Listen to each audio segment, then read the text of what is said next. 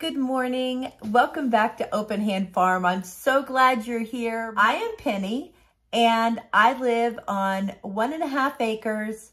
We raise rabbits and chickens and have a garden and try to do whatever we can homestead wise. I am following along with Jessica at Three Rivers Homestead with her challenge for August to preserve something every day. If you saw my video last week, you saw that I did a lot last week, but that was just because we had already planned on going to an Amish auction. I was able to do some things this week, and I felt kind of like a failure after all that I did last week, but I do know that it has really opened my mind to think about what could I preserve today. And if I continue doing that, I will have so many things preserved by the time winter comes that it'll just be crazy. I have never preserved this much in my life, and it is so much fun. I love it when you comment on my videos and tell me what you've been preserving because it opens new avenues, new ideas. I have a lady that told me about a chicken cacciatore that she has canned, and I'm excited to do that next week. But let's look at what I got done this week. I'm going to say that day one was a kind of a cheat day. I froze some raspberries and then I pickled some more peppers, and that was it. So day two was a honey day. I have never infused honey, but I have seen people do it on YouTube. I found an herbal honey recipe that is supposed to help you stay healthy and keep colds away. It has rosemary, sage, thyme, and ginger in it. So after it infused, I went ahead and I strained it out. And my friend Stacy was here, and she does a lot of this kind of stuff. And she said that I could just chop up the ginger and kind of press down on the other herbs to release more oils and reuse that jar. So that's what I did. So now I have one jar complete and one jar that is on a shelf for 2 to 3 weeks to infuse again. I also had some kefir that was going to be outdated. So I put it in some silicone molds and froze them, and I've been thawing them out and eating them, but they would also be great for smoothies. Day 3 was an herbal day. I went out to the garden and grabbed a bunch of herbs and I dehydrated them.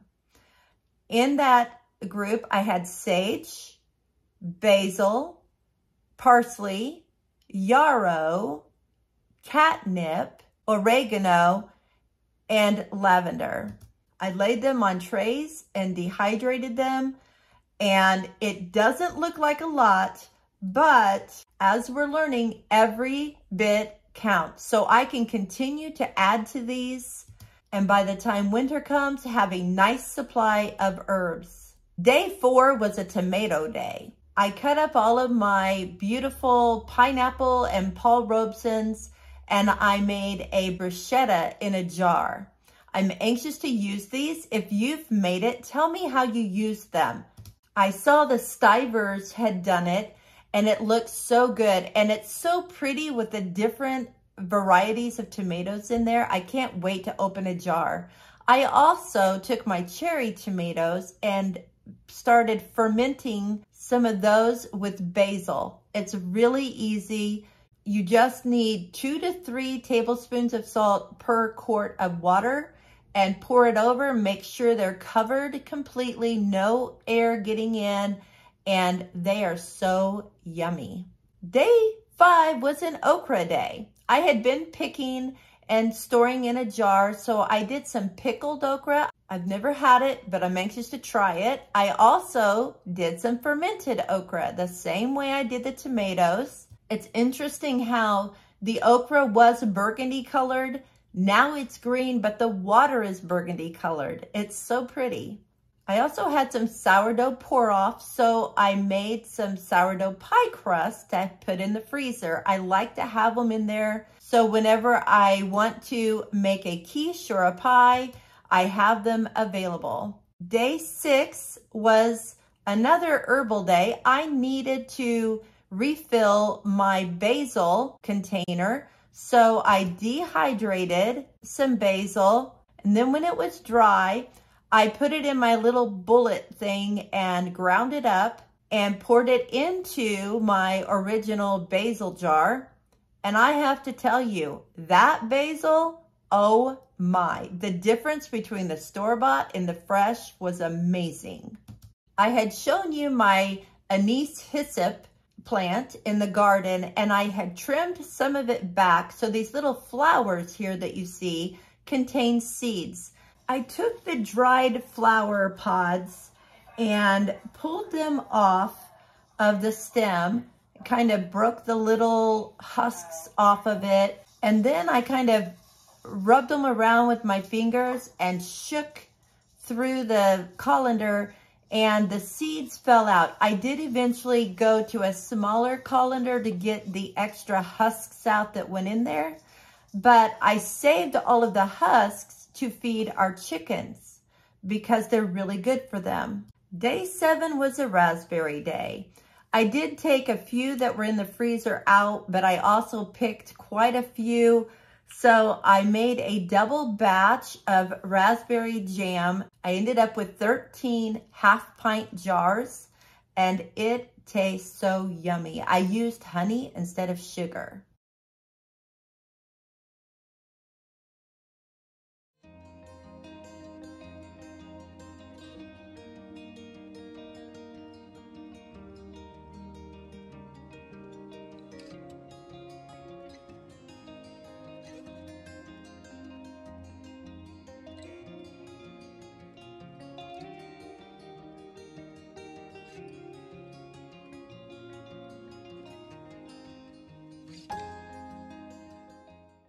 I hope that you have gotten some ideas today about how you could preserve some things that you have. I have some different kind of interesting things that I'm gonna try next week, including the chicken cacciatore. So I hope that I can manage to really get some more things going, but I have to tell you, life is busy.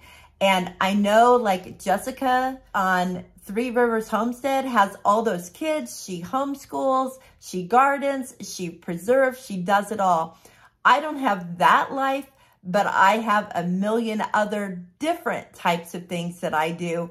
But it's kind of relaxing, and it gives me something different to think about ideas that I can do the next week for preserving. So I keep a little running list on my phone in my notes app so that I'll know what I need to jump in and do.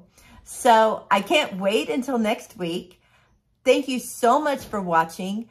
Leave any comments on any suggestions you have for things I've done, how I could do them different, or maybe a different idea that you would like me to do in the next couple weeks of preservation. So until next time, blessings on you and yours.